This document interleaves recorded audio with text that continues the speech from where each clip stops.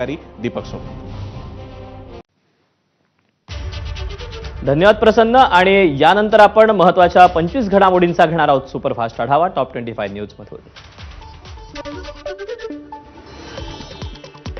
दवा ट्रेडिंग आणि online betting प्रकरणात ईडीचे मुंबईतील 4 ठिकाणी छापे। लक्झरी घड्याळ, दागिने, परकीय चलन आणि लक्झरी वाहनांसह 3.3 कोटी रुपयांची बेहिशेबी रोकड केली जप्त। जलसंपदा विभागाचे पंप स्टोरेज क्षेत्रात 31,955 कोटींचे करार, 15,000 रोजगार निर्माण होणार। मीरा भाईंदर महापालिकेची अव्वाच्या सव्वा उधळपट्टी, 70,000चे 500 कचऱ्याचे डबे, 9.5 लाखांचे 21 ऑटोमॅटिक डबे खरेदी करायला मंजुरी।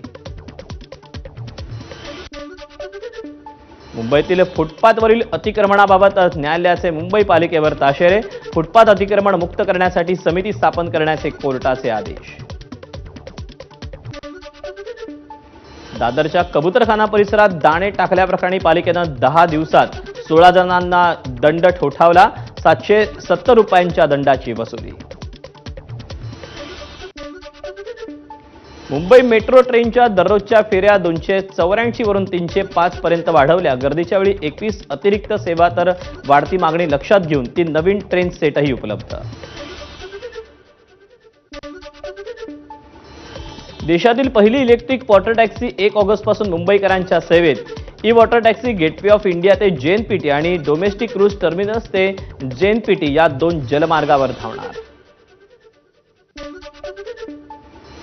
रायगड किल्ल्यावर जाणारा पायरी मार्ग पावसाळा संपेपर्यंत बंद ठेवण्याचा निर्णय। दरड कोसळण्याची भीती असल्यानं प्रशासनाकडून खबरदारी। बॉम्बे स्टॉक एक्सचेंजला बॉम्बनं उडवून देण्याची धमकी। बीएसईच्या अधिकृत संकेतस्थळावर ईमेलद्वारे रविवारी धमकी।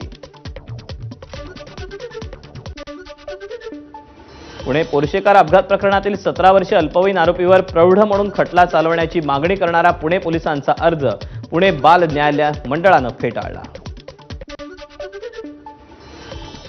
साताऱ्याच्या कोरेगावात नवनिर्वाचित प्रदेशाध्यक्ष शशिकांत शिंदेंविरोधात संतापाची लाट। नदी पूररेषेच्या आधारे नागरिकांची घरं आणि शेत उद्ध्वस्त करण्याचा प्रयत्न केल्याचा आरोप। प्रवीण गायकवाड यांच्यावरील हल्ल्याच्या निषेधार्थ मराठा समाजाची अक्कलकोट बंदची हाक। 18 जुलैला शहर बंदचा मराठा समाजाच्या बैठकीत निर्णय। सावित्रीबाई फुले पुणे विद्यापीठात भर पावसात विद्यार्थ्यांचं आंदोलन। विद्यापीठातील वसतिगृहाच्या दुरावस्थेविरोधात आंदोलन। नाशिकमध्ये सुरू असलेलं रोजंदारी कर्मचाऱ्यांचं आंदोलन चिघळलं। आदिवासी विकास भवनाच्या कार्यालयात प्रवेश करण्यासाठी आंदोलक ठाम। नालासोपाऱ्यात विनापरवाना चालकाकडून वाहतूक पोलिसांना मारहाण करणारे दोघे बापलेक असल्याची माहिती।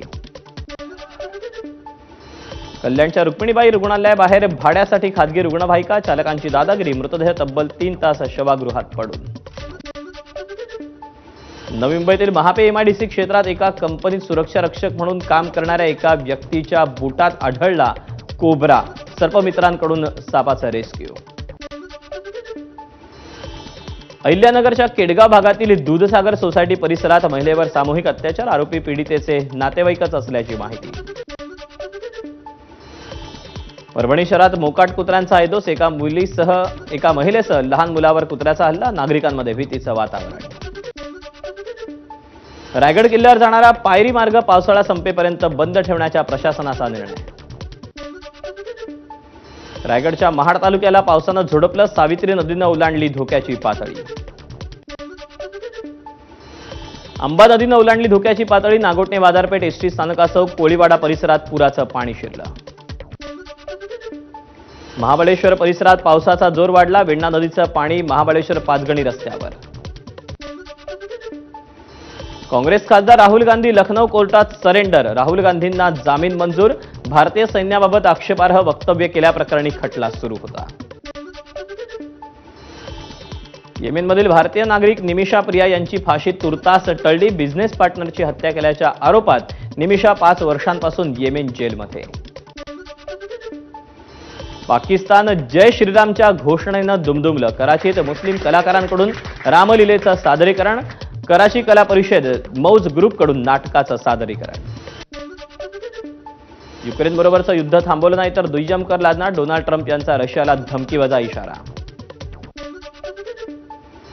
अमेरिकेत न्यू जर्सीत अचानक मोठा पूर. पुरामुळे न्यू जर्सीमधील महामार्ग ठप्प.